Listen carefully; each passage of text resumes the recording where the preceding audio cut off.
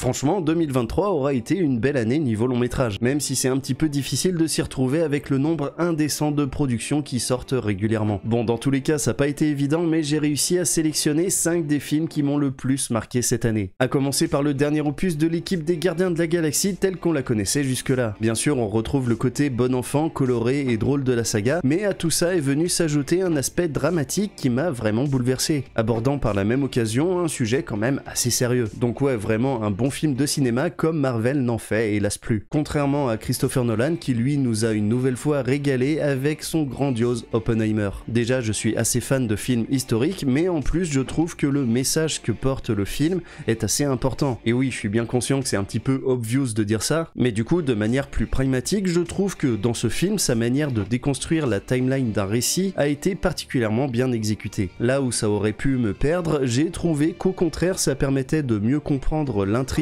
en faisant se répondre des éléments se déroulant à des périodes différentes. Bref, j'ai accroché du début à la fin. Tout comme j'ai accroché du début à la fin de The Well qui a marqué le grand retour de Brendan Fraser sur grand écran, lui offrant même un Oscar plus que mérité. Et c'est entre autres pour ça que je le mets dans mon top 5 des films de l'année, mais pas que. Et oui, de base, les films dramatiques, c'est pas trop mon truc, parce que je suis trop sensible peut-être, mais le fait est que j'ai adoré l'idée du huis clos au format 4/3 qui nous fait ressentir le mal-être de cet homme en état d'obésité morbide. Bref, vraiment un film très fort qui m'a particulièrement bouleversé. Mais on retourne directement sur quelque chose qui est plus dans ma zone de confort, avec Evil Dead Rise qui est pour moi le film d'horreur de l'année, même si je sais bien qu'il y en a d'autres qui auraient peut-être mérité cette place. Mais tu sais peut-être l'amour que je porte à la saga Evil Dead, et pour moi cette suite l'a totalement respectée et l'a transposée avec intelligence dans un milieu urbain. Plus simplement, on sent bien que le réalisateur aime Evil Dead, aime le cinéma d'horreur, et on sent bien que ça a été fait avec le cœur. Bon, en gros, je l'ai déjà regardé 4 ou 5 fois, je suis totalement fan. Mais s'il y a bien une saga qui m'a mis une claque cette année, c'est John Wick avec son chapitre 4, faisant officiellement de cette saga l'une des plus grandes sagas du cinéma d'action occidental, offrant une aura quasi mystique au personnage de Keanu Reeves. Les scènes d'action ne manquent pas d'inventivité, c'est survitaminé, les chorégraphies sont folles, et personnellement j'ai eu un gros coup de cœur pour la scène en plan séquence vue du dessus qui m'a évidemment rappelé les jeux Hotline Miami. Maintenant, à voir ce que la saga nous réserve pour la suite, parce que personnellement je trouve que ce chapitre 4